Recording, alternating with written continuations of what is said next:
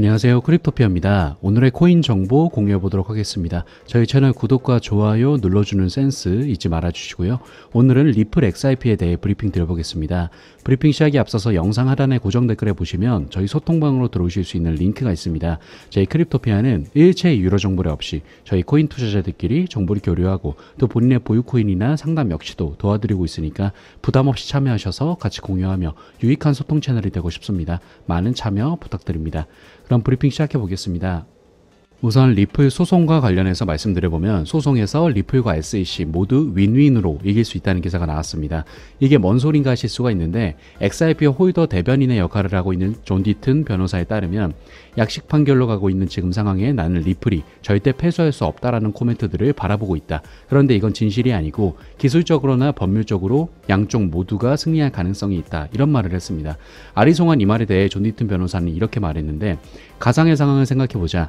만약 SEC와 리플이 2014년 2월 리플이 10억 XIP에 대한 옵션을 1 XIP당 0.05달러에 2,500만 달러를 투자자 B에게 판매하는 데 동의했다. 이렇게 되면 토레스 판사는 하위 테스트를 적용해서 2013년 투자자 B가 합리적인 이익을 기대하면서 리플에 투자를 했다라고 결정할 수 있다. 이렇게 되면 XIP의 채택과 활용이 촉진될 수 있다. 이렇게 말했습니다. 그러면서 토레스 판사가 이 시나리오에 동의하면 SEC가 승리한 것으로 볼 수 있는데 동시에 XIP가 유가증권이 아니라고 결정하는 리플도 승리라는 것이다. 이렇게 말했습니다. 쉽게 정리하자면 규제 기관으로서 SEC의 명예도 살리고 암호화폐 혁신의 차원에서 XIP의 살 길도 열어주는 이런 방식의 윈윈이 가능할 수도 있다는 의견입니다. 어쨌든 홀더의 입장에서 바라볼 때 소송이 이기는 것 또한 물론 좋겠으나 오랫동안 지연되는 것으로 볼 때 적절한 구간 안에서 합의점을 도출하여 위 의견처럼 SEC도 명예를 세우고 XIP도 암호화폐로서 기능을 다하는 그런 그림을 그리는 것도 나름의 베스트이지 않나 생각이 듭니다. 이런 와중에도 리플의 글로벌 생태계 확장이 계속되고 있어서 소식 하나 전해드릴까 합니다. 이번에는 이집트의 최대 은행이자 북아프리카 국가에서 가장 큰 금융기관인 이집트 국립은행이 리플넷으로 연계될 수 있다는 소식입니다. 최근 아랍에미리트를 중심으로 생태계 확장이 계속되고 있는데 여기에 추가로 더해 이집트에서 확장이 이뤄지고 있는 모습입니다. 이로써 중동 아프리카 메나 지역의 영향력을 한층 더 꽉 찌는 모습을 보여주고 있습니다. 이번 송금 통로는 이집트와 아랍에미리트를 연결하는 송금 통로인데 중동을 상징하는 아랍에미리트와 북아프리카를 상징하는 이집트를 연결하면서 메나 지역을 계속해서 중요시하는 모습이죠. 그래서 이번 파트너십을 맺으면서 이집트 국립은행 측은 리플 블록체인 기술을 활용해서 아랍에미리트와 결제 경로가 생성이 됐다 이렇게 밝혔는데 이집트는 사실 국제 송금 규모가 굉장히 큰 나라입니다. 2020년가량만 해도 240억 달러 규모가 국경 간 송금이 됐는데 이게 전 세계 송금 규모에서도 손에 꼽히는 정도인데 이런 규모의 큰 돈이 리플을 통해서 송금을 할 수 있게 된 거죠. 국경 간 송금에는 많은 수수료가 되기 때문에 수수료만 해도 어마어마한 규모일 겁니다. 하지만 리플은 수수료가 거의 들지 않고 송금 속도 또한 무척 빠르기 때문에 이용자 입장에서도 안 쓸 이유가 없어서 기대가 되고 있습니다. 어쨌든 지금 시점에서는 리플은 소송 이슈에 대한 것 외에는 걱정할 게 없어 보이네요. SEC와의 소송만 걸림돌이 되고 있는데 이런 SEC 행태는 사실상 리플 관계자들에게만 미움을 사고 있는 것이 아닙니다.